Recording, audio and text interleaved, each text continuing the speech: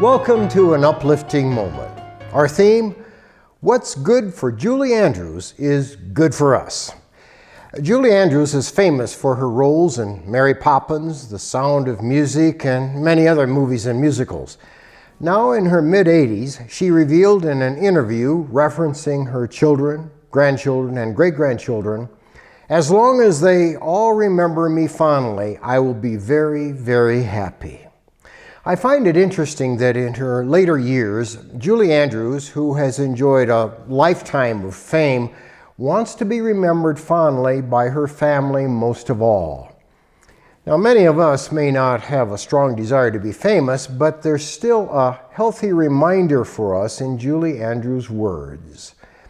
We can find ourselves trying to impress people with whom we aren't all that close.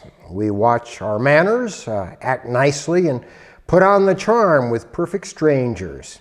It can be nothing more than good acting. The real questions are, how do we treat those who live with us behind our front door when the door is closed? How do we treat our extended family members at family gatherings? How do we treat our friends when they're having a bad day or we're having a bad day? How do we treat our coworkers when things are tense at work? How do we treat our neighbors when they're not acting very neighborly? Yes, the real question is, how do we treat those nearest to us? Patrick Morley, author of The Man in the Mirror, writes in his blog of a time years earlier when he and his wife were going over their schedule. One evening, as we reviewed our calendar and a stack of time-consuming opportunities, the thought came, why not prioritize everything we do on the basis of who's going to be crying at our funeral?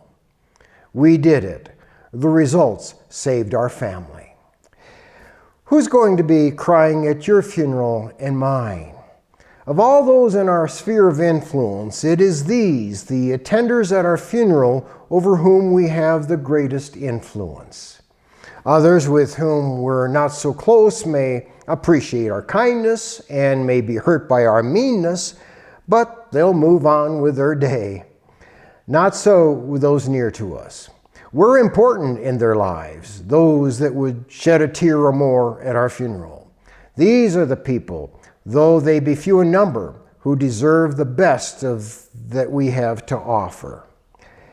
I, along with countless others, think Julie Andrews is a great actress. When she dies, if she does before me, I won't be at her funeral, and I likely won't cry over her passing.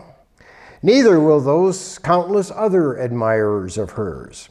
Her children, grandchildren, and great-grandchildren will. Julie Andrews knows that. We should too. The Bible says in Galatians chapter 5, verse 14, "For the entire law is fulfilled in keeping this one command, love your neighbor, those near you, as yourself."